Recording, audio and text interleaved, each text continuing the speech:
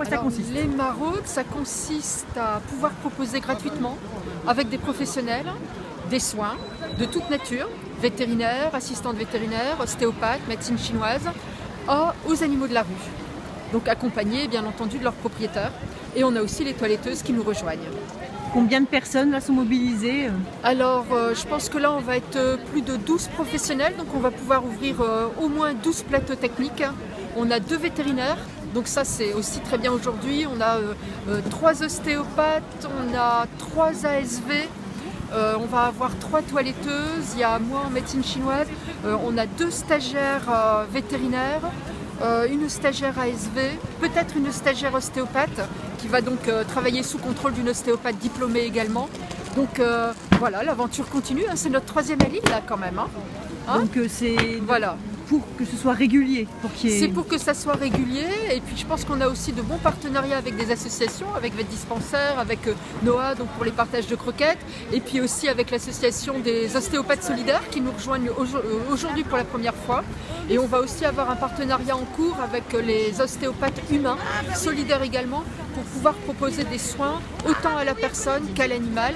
Et ça sera peut-être sur une salle sur l'île. C'est vraiment en projet, c'est plein de choses à discuter, mais on va y arriver.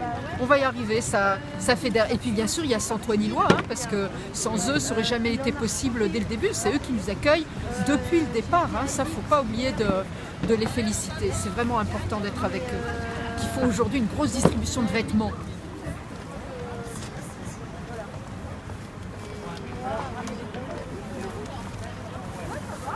Vétérinaire.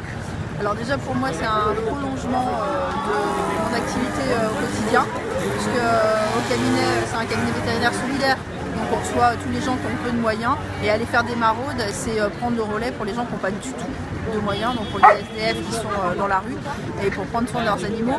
Il y a 2 choses importantes, c'est que d'abord ces animaux-là ils ont le droit d'être soignés, d'être bien portants et qu'on leur apporte de l'aide, et puis en termes de sécurité, santé publique, c'est bien aussi qu'ils soient en pleine forme, déparasités, éventuellement identifiés, vaccinés, parce qu'ils sont sur la voie publique et qu'ils côtoient tous les jours des gens qui passent à côté. Donc il faudrait qu'on puisse le faire plus souvent, il faudrait que les SDF sachent qu'on va passer régulièrement, qu'on peut les aider, qu'ils peuvent compter sur nous, qu'ils nous disent aussi quel genre de besoin d'aide ils ont besoin.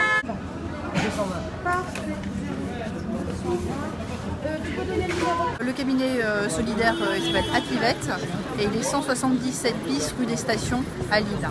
Et donc ce sont des personnes à faible revenu qui justifient, donc qui nous présentent des justificatifs de revenus. On a listé et avec ce justificatif on applique les tarifs solidaires, ce qui leur permet aussi bien de faire les soins de base, les vaccins, puces électroniques, stérilisation, mais aussi tous les soins qui sont urgents pour tous les animaux qui sont mal, qui sont malades. Ouais. Elle a quel âge? Elle va bien? Ouais, il n'y a pas de souci. Comme je disais, quand j'avais été faire pour le tatouage, il m'avait dit qu'elle avait une boule là ici. Ouais, il faut faire attention à ça. Et on le sait, je le vois des fois. Ouais, voilà, caresse, vous touchez souvent. Je la sens pas, mais Vous la sentez pas? Ça la gêne un petit peu. C'est vrai, ça tire un petit peu. Je sens plus que ça. Alors donc moi je suis Stéphanie d'Atoupoil à Saint-Solve, salon de toilettage, je suis toiletteuse et comportementaliste. Moi je suis Amélie d'un salon de toilettage à Famars, entre chien et moi, et juste toiletteuse pour l'instant. C'est pas parce qu'on est dans la rue qu'on n'a pas le droit d'avoir accès à certains soins. C'est aussi important pour l'être humain que pour l'animal qu'on voit qu'on s'intéresse autant à l'un qu'à l'autre. C'est un partage d'expérience aussi, un moment de vie à partager, un échange de leçons de vie.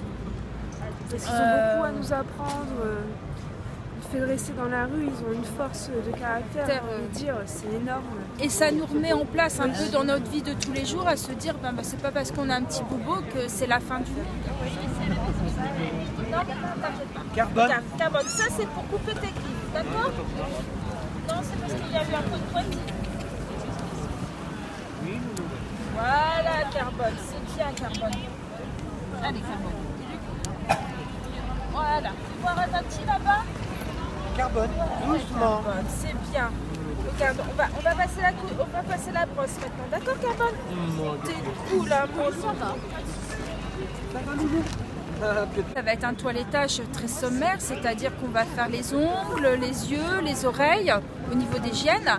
On va utiliser un shampoing sec, après un bon brossage, on va essayer d'enlever le poil qui sent le poil mort. On va vérifier tout ce qui est oreille. Voilà. Surtout, on va passer après l'ostéopathe, après le vétérinaire, après les manipulations shiatsu. Déjà, il va falloir entrer un peu entre guillemets en communication avec l'animal pour voir s'il va accepter qu'on le touche, qu'on s'approche de ces zones peut-être rouges.